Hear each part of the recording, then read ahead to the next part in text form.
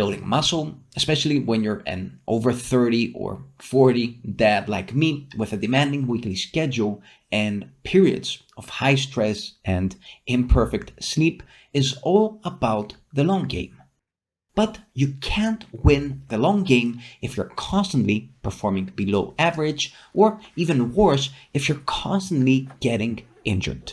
This is why, if I had to pick the third main ingredient of building a superhero physique after consistency and training hard, it would definitely be nailing your warm-up.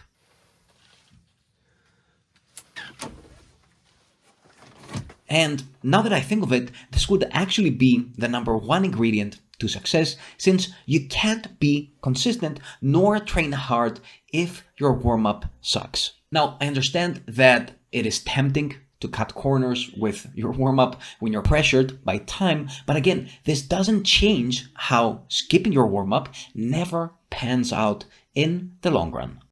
So, although there's no way to eliminate warming up completely, you can at least make sure that you're not wasting time on pointless stuff, as I see a lot of people do, and rather simply make sure you're doing the essentials really, really well.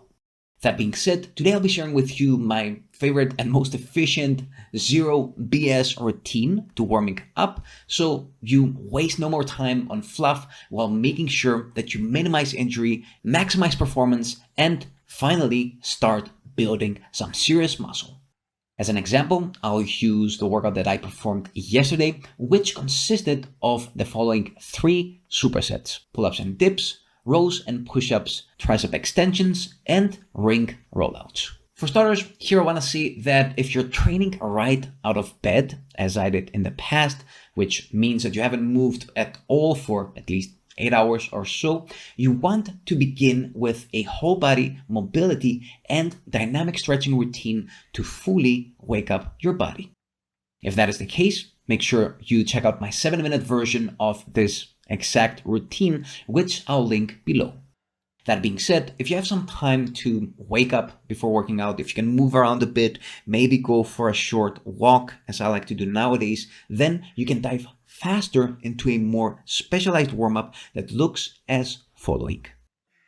Start with a low resistance and high rep set, 20 reps being here my sweet spot. If you're feeling rested basically and energetic, this will do.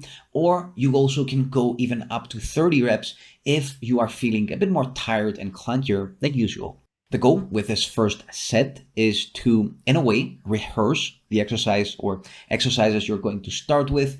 By performing high reps, you want to increase blood flow to the targeted muscle groups to the point that you can get enough of a muscle pump, but at the same time, while staying away from an amount of fatigue that would impede your next warm-up set. Overall, for this first warm-up set or warm-up superset, as in my case, you're not aiming so much at overcoming resistance. Rather, what you want to do is get a really good mind-to-muscle connection, feeling every single muscle fiber contracting and stretching possible, and locking in your form. Think of this as priming both your body and nervous system and laying the groundwork for more challenging sets that are about to come. My favorite choice for this first warm-up superset, if you're doing pull-ups and dips, next are these bent over band high pulls you see me doing here, followed by this kind of high band crossover exercise. And the reason I pick both of these is because I can target the same muscles and similar movement patterns that I'm about to use next. The reason I like bands for my first warm-up round is because I can control the resistance a lot more easily and also this way move through a full range of motion without any added strain, and also really dial in that mind-to-muscle connection without burning myself out before I move on to more challenging sets. Next, you want to do a set of 12 to 15 reps, this time focusing, I would say, 50% on mind to muscle and 50% on drive and overcoming resistance.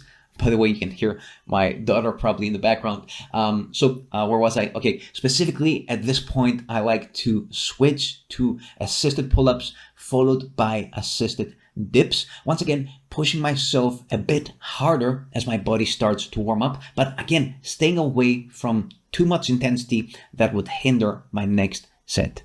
You can do these leg assisted or band assisted based on your level and whatever is more practical for you.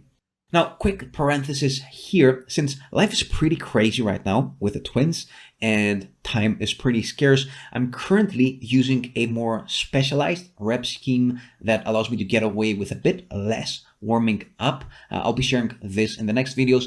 Therefore, this is where my warm-up normally ends and my workout begins. But if you're following a more classic, linear kind of training approach, and let's say your goal for today's workout is to perform bodyweight pull-ups and dips, working somewhere within a 6 to 15 rep range, what I would recommend next would be an easy set of 5 to 7 reps.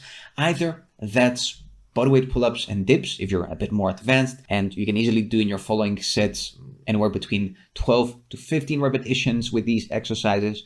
Or if you're more of a beginner, let's say you can do 5 to 8 pull-ups and 8 to, let's say, 10 dips, then using again a light band, once again for assistance, in order to build that intensity more gradually. Finally, if you're relatively advanced or you don't like doing a ton of repetitions and you're planning on working on weighted pull-ups and weighted dips as well, I would add at least one more rehearsal set of about 2 to 3 more reps with the weight that you'll be using, making sure your nervous system knows exactly what to expect. This set is as important as the previous ones, and I'm mentioning this because a lot of people think of warming up solely as a way to increase their body's temperature, when in reality, prepping the nervous system is as important, if not more. All right, so although this might seem a little bit like a long warm-up for some, the good news here is that if your next exercises are upper body exercises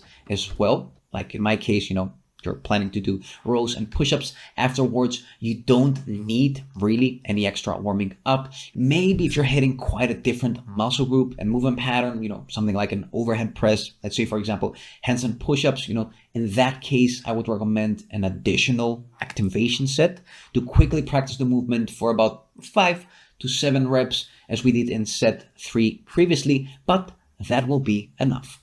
Lastly, one more thing I want to mention here is that paradoxically, the more advanced you are and the heavier you can go on any exercise.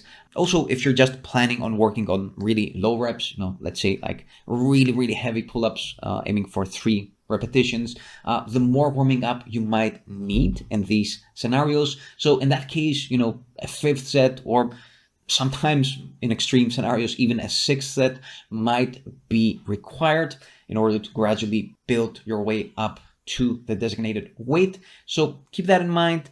Keep in mind that the older you get as well, you might need a little bit more warming up. So that is another thing.